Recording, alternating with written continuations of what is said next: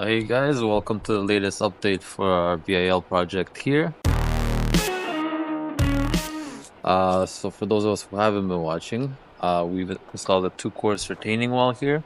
Took a little bit of work, but we got it done. So one of the challenges when you have interlock butting up against natural stone walls like this, obviously you can see that the wall itself has natural jagged edges. Now, if you try to match your cuts to the jagged edges, you can do it. It's possible, but then your interlock looks very jagged, unnatural, very sharp cuts. So what we try to do is something like we did here.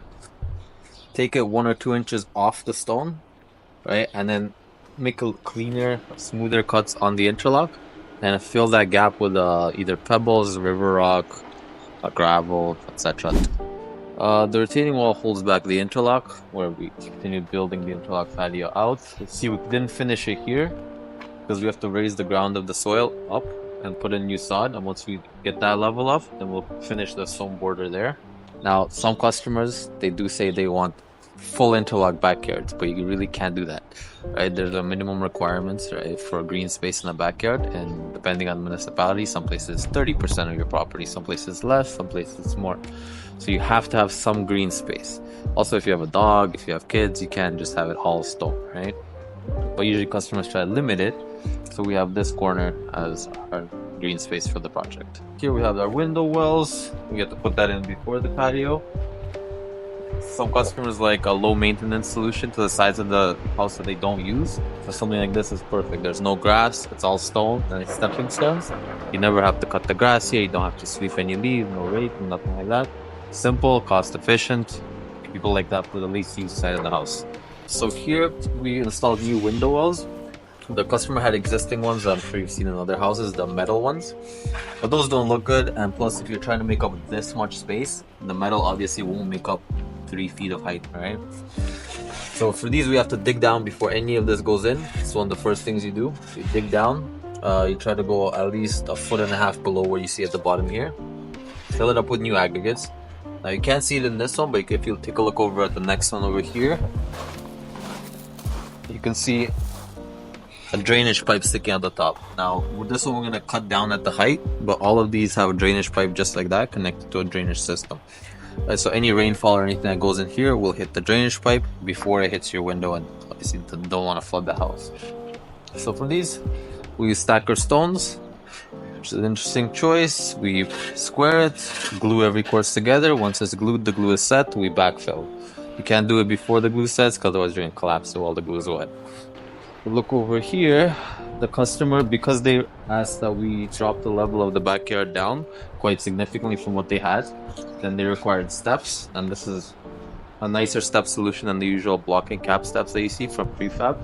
So this is a pure natural stone step that we just put into height, worked out perfectly with our interlock. See, because we're working from the backyard out, we have to preload the stone, then continue the grade out, and then lay the stone afterwards so we don't end up messing up and stepping on our grade. So it makes it a little bit more labor intensive, but this is how you have to do it, okay? This all are still pre-stacked. It may be installed once you have that grade. So for backyards and fronts is good too. The drainage is very important. So whenever possible, at the property line, we put in a weeping tile, which catches all the water runoff from the interlock, goes to the weeping tile. There'll be about 1 foot of gravel here. All the water runs into the pipe, and that extends out towards the front of the house. It can extend towards the back of the house, wherever you don't mind the water running off. Now here, when we dug down, we noticed that the customer had a lot of brick damages. There was a lot of damaged brick here because the water was damaging it as it was below ground. So when we dug down, we seen that. We offered the customer to do a brick repair. So we took out all the old damaged brick that was cracking and pretty much destroyed. We took that out and we're gonna put in new brick, new face. So that should be looking much better. The customer also wanted to run a gas conduit to hook up a gas barbecue outside here. So we have to do all that before the interlock goes in. And in the front's a little bit noisy right now, so we can get into that in a second. So at the front here, over the last couple of days, we excavated the existing asphalt and we've dug everything down to grade. Now, in the back, we had to excavate a lot. You dig down 9 inches to put in existing base, crush, etc. because you're making up for the ground and you want to get rid of as much the soil as possible, right, to limit future erosion. Now with a driveway that's existing, you already have base aggregate underneath it. So when you tear off the driveway, you already have a base to work with. And that base has settled over the years that you've had the driveway. This is going to be much better than anything we can put in. So we keep it at roughly the same height, bring it down a little bit for our stone and grading material, but the base is ideal as is. So here we have a slight driveway extension on the left, slight driveway extension on the right. It's pretty normal.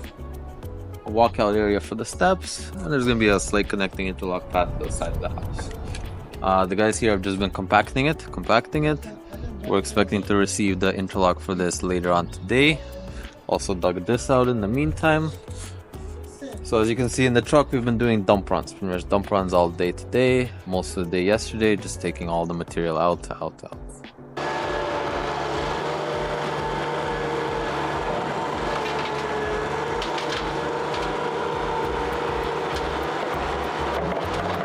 Well, the big challenge in the project was actually getting the excavation to the height. It required a lot of excavation. And another part of it is the weather that we've been dealing with. At the beginning of the project, it was very cold. Then there were some rain days, snow days. And when you have an excavation open, before you put any base material in, when it's just dirt, whenever it rains on it, everything turns to mud.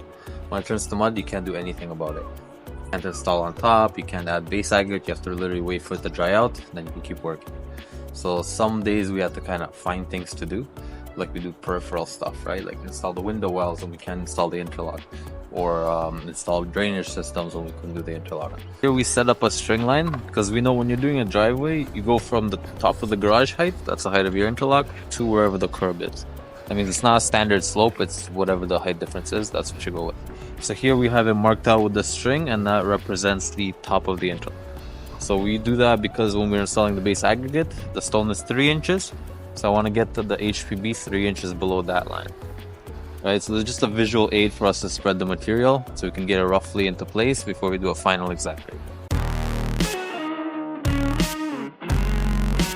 So that's it for today, guys. Hopefully next time you guys tune in, you will see this interlock all laid, which we plan to have done in the next couple of days.